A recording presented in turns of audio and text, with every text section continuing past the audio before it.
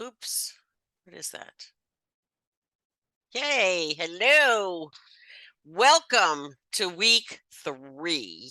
And you know the old story that beauty is only skin deep.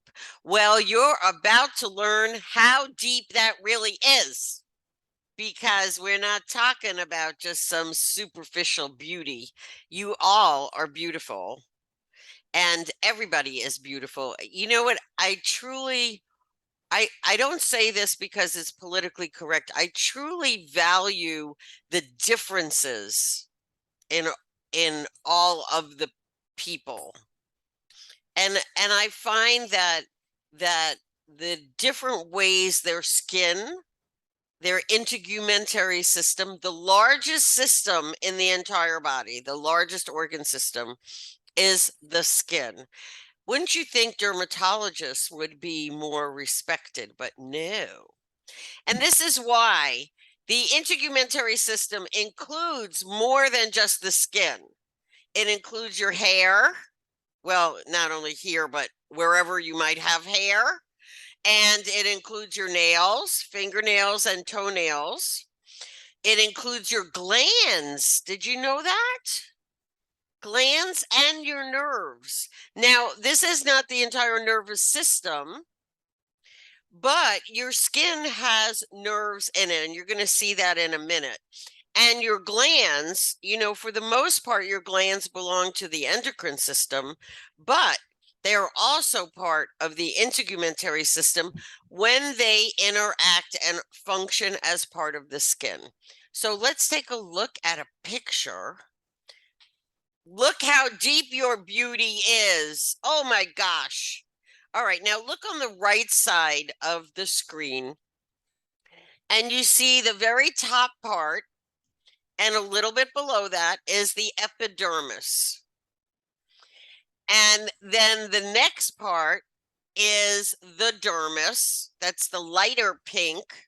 Now, here's a very interesting thing. At least I think it's interesting. You know your fingerprints? Now, you see that squiggly line between the darker red, like the mauve, and the light pink? That is part of what creates an individual's fingerprint. That line between the epidermis and the dermis. But do you know what the other factor is in creating an individual's fingerprints? Do you know? And the reason why even identical twins do not have the same fingerprints. Anybody? No? We all get an original. Huh? We all get our own original print that's formed and no one else shares it.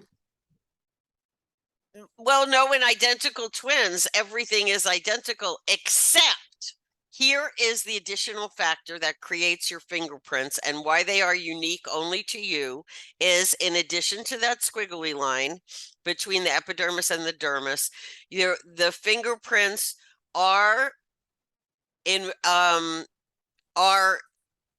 formed by the way the fetus touches the inside of the womb. Wow. And that is why no two people have the same fingerprints. Isn't that amazing? Mm-hmm. I find stuff like that fascinating. Okay, so at the next party you're at, right? A Valentine's Day party, whether it's just the two of you or whether there's a whole bunch of people, you can amaze them with what you learned. It's like, did you know that our fingerprints are not only created by the seam between the epidermis and the dermis, but by the way the fetus touches the inside of the womb? Yeah, that would be good conversation. I think so. I think so. And then have a chocolate. Oh. What a conversation starter. You see? Okay.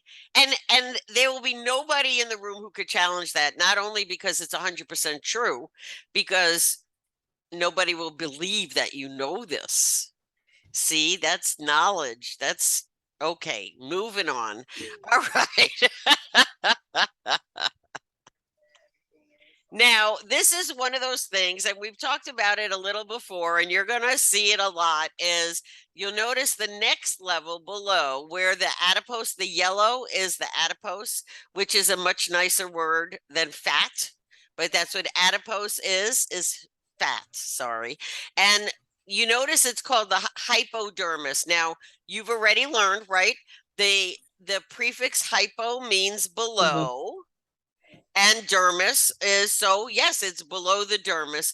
This is also known as subcutaneous, because why not have 4 different words that mean the exact same thing? Okay, how else would you be confused? All right, so you see how deeply your skin goes. In addition to this, you can see in this illustration, you see this gray squiggly thing kind of about halfway in the middle, and you'll notice that that is identified as a sweat gland. And we talked about before how glands typically are part of the endocrine system, but not these glands. These glands specifically function within the skin. And anybody know or want to volunteer the purpose of the sweat gland?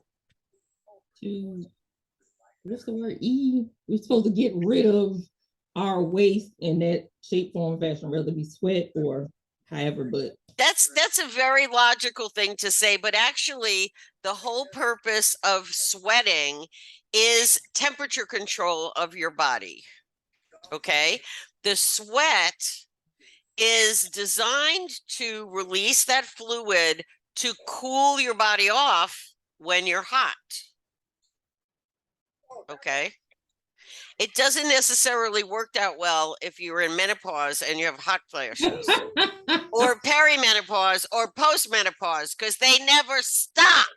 But you were reading my mind, because I was just about to ask you, well, what about menopause? yeah, you don't just sweat, you just like button fire. Okay. But that's what the sweat glands do. The sweat glands are responsible for temperature control of the body. So when the body gets too hot, it's kind of like the sprinklers go off to kind of cool you down. Okay. In addition, what? Question? Oh, tell the baby not to cry. We're going to learn this. It's okay. You can learn this. I'll just mute you all and, you know, raise your hand if you have something you want to say. Okay, so on the left-hand side there, you see the hair follicle, and that is how your hair grows. Okay, so it looks like a bulb. If any of you do gardening, I'm not a big, I like to look at it, but I'm not a big put my hands in dirt. But that it looks like a bulb at the bottom, and from there the hair sprouts and grows and grows and grows. And most often, the way human beings are, the hair will grow and grow in places you don't want it, and it will not grow in places you do want it. Ask any bald man and he will tell you. Okay. I mean, isn't that amazing? Is if you watch television long enough, you could see 2 commercials back to back. One for, oh, we can grow hair for you. Here's this hair treatment. It will make your hair grow lusciously. And then the very next one is for, use our shaver or our cream to get rid of excess hair, right? Okay. We humans are just never happy. Okay, so as I told you, the yellow fluffy stuff is fat, or as we healthcare professionals know, the medical term is adipose. Okay, and then of course you see the red and the blue are your blood vessels, arteries and veins that come into the skin, which is exactly why if you poke yourself, even a little poke, like diabetics used to, Hopefully, if you know anybody who's a diabetic, they're using a continuous glucose monitor, so they don't have to prick their fingers. But that capillary stick, okay, that capillary is a vein that, just because the skin is not that thick, the epidermis, dermis, hypodermis, or subcutaneous tissue is all right, real sandwiched together, you can get that blood flow pretty quickly. Or otherwise, generally you would need a laceration, a cut that is deeper into the skin to hit one of those veins or arteries. Okay, and remember, arteries come from the heart with oxygenated blood, and veins take the trash out, the cell waste, and bring it back up into the lungs so you can expel it, and then onto the heart for more and getting oxygen from the lungs. Okay, so that's pretty complicated for something as simple as you would think for skin. Okay, so as we discussed, we have the epidermis, which is pretty universal, the dermis, pretty universal, and then we have your subcutaneous tissue, which also could be hypodermis, below the dermis, and the subcutaneous tissue includes adipose. Now, remember, everyone, the body needs adipose. You don't want to be zero fat. However, less fat I would vote for in a heartbeat, but that's a whole nother conversation. All right, so oh, and just go back here for a second. This is something, if any of you are going into medical assisting or nursing, you will learn again about the different layers, because when you give an injection, it's going to depend on where the drug needs to be administered. Sometimes it goes into the subcutaneous tissue, shortened as sub-Q. Sometimes it is intravenous or intra-arterial. Sometimes it's intramuscular, which the muscles are below the subcutaneous tissue layer. So this is something that you will need to understand when you start learning about how to administer an injection. Okay. All right. The hair follicle, as we showed before, is that little bulb at the bottom, which is actually called the hair bulb. Wasn't that clever of them? I guess they were tired by the time they got to that. Okay, well, if they wouldn't keep reusing terms, okay. Anyway, then you see the hair follicle, and then the hair shaft is, once it comes outside of the epidermis, it's the shaft. Inside the epidermis is the hair follicle. And then we have the oil gland, as you can see, that is there to lubricate our hair. And that creates a whole nother thing for which shampoo is too harsh or too good, or you don't want to take all the oil out, but you got to take some of the oil out. Otherwise, your hair is greasy. Right. And that gave birth to the shampoo industry. Have you been to the supermarket? Have been to the store lately and looked at the shelves with the shampoo? Too many choices. Anyway, so that's how hair grows. It starts at the bulb, and the follicle continues. It gets fed by the oil gland, and out it comes as a hair shaft. And I think it's really interesting that hair just keeps growing. And one other thing that you might be interested to know, that genetically, hair is pre-programmed to grow to a certain length. That's why your eyebrows don't come down to your chin. How does it know? It just knows. It just knows. But seriously, that is the hair in each part of the body is genetically pre-programmed to grow only to a certain length. Okay, your nails gave birth to another great salon industry. As you can see, I have not been to one in quite some time. Okay, and your nails get a little more complicated because you have the free edge of the nail. That's where the nail polish goes. Okay, then you have that dividing line, which is that line where the white starts on your fingers. Then the nail plate is the whole thing. The nail bed is, and I know you probably felt this, right? Did you ever get like a splinter or a cut under your nail? Oh, yeah. Mm-hmm.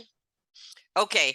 Then you have the lunula, which is the half moon, and that's the white part right there by your cuticle. And then you have the mantle and the matrix, which is inside. Hopefully you should never ever see the matrix of your nails, because wow, that would be incredibly painful. And then you can see the structure of this is a finger, not a toe. But you can see the epidermis, the dermis, the subcutaneous tissue, all covering nicely the phalanx, which is the bone, or plural is phalanges. Do you guys ever watch Bones, the TV show? Okay, so you know she's a little awkward, and she was handed an infant while they were looking for, I guess, whoever killed the mother or something, and she was going, "Look at the phalanges, look at the phalanges," which is not only funny, but a great way to remember that these are phalanges. Sometimes it's the oddest moments in our lives. Okay. Remember we talked about endocrine, we talked about the endocrine system. We haven't gone through it yet, but it's coming up. So mark your calendars, but I don't know when, but it'll be a nice surprise. Okay. Yeah. And the endocrine system, which is what is made up of all your hormones, more or less. Okay.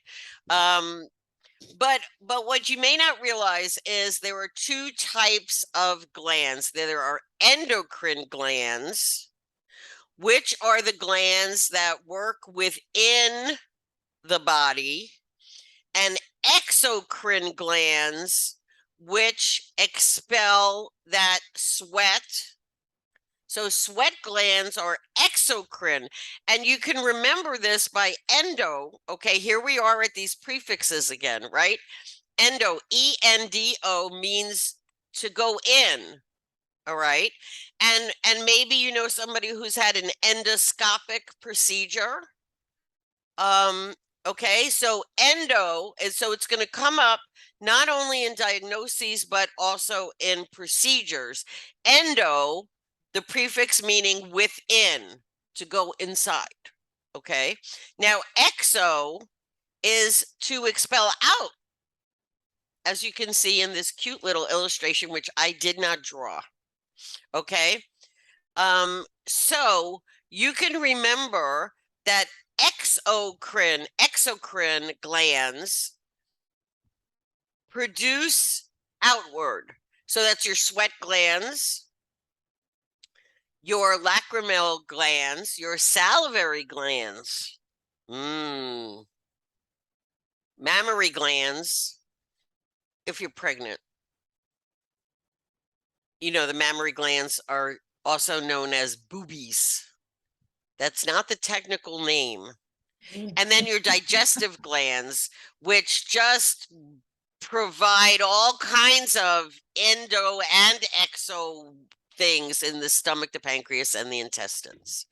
Okay, so again, this is one step at a time, and trying to connect these terms that you're learning in your book, okay, with the actual anatomical sites, the body parts, will help you when you understand when the word is constructed of something and also an action.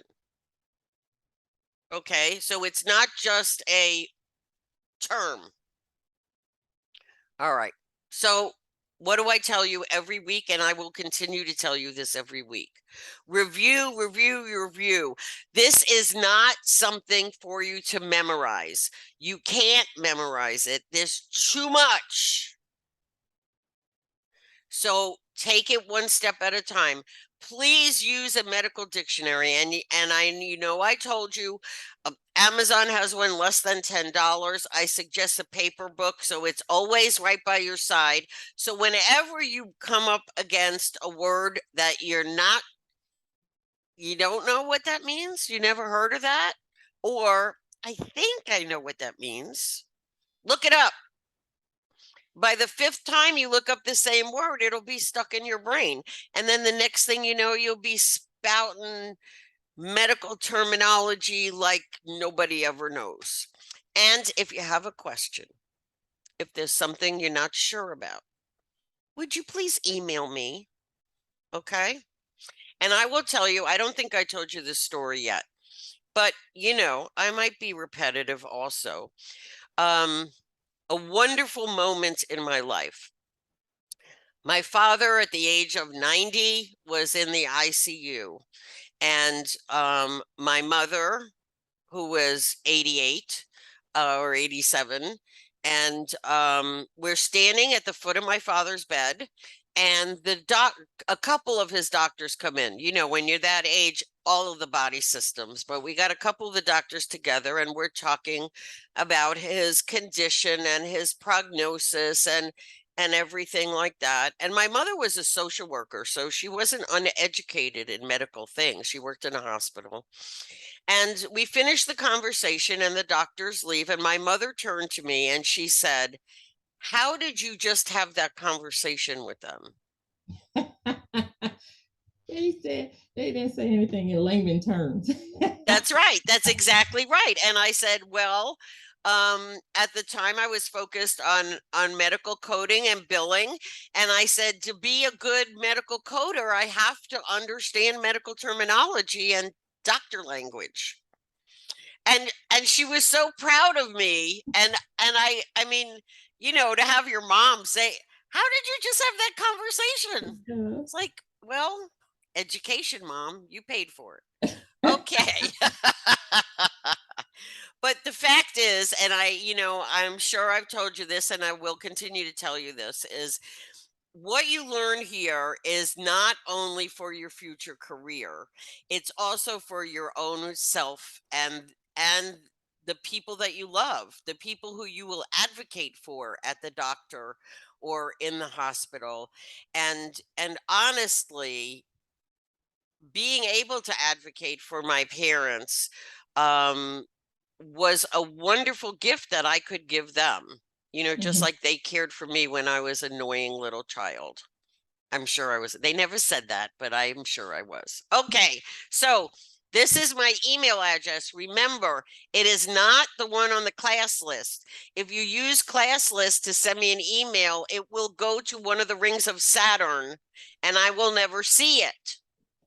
So please, please, please use this email address and ask me whatever. We can talk about whatever. I can share whatever. I am here to support you.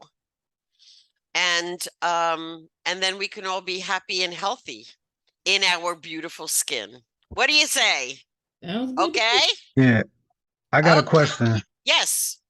As far as the test goes, is the bulk of our questions coming from your PowerPoints, or are they coming from like abroad? Like, The questions are all part and built into Connect. okay. So but what I talk about here in the live chats should reflect because it's all facts. There's no opinion here. Thank God, not like politics. Ugh. Okay, so yeah, so these are all the facts. I'm trying to reinforce what you should be learning from your reading, and then that's what the questions on the quizzes should be. So it should be all of the above. Does that Okay. help? Yes. Okay. And if you want more help, just email me. Okay. Okay. Thank Thank you. you. Anybody else? All right, then. Have a wonderful week. I can't believe. Oh, do you know a week from today is already February? How did that happen? I don't know. All right. Mhm. But we are not learning about the time continuance. We're just learning about anatomy, which fortunately has not changed in a couple of thousand years. So have a great day. All right, you too. Thank you. Bye.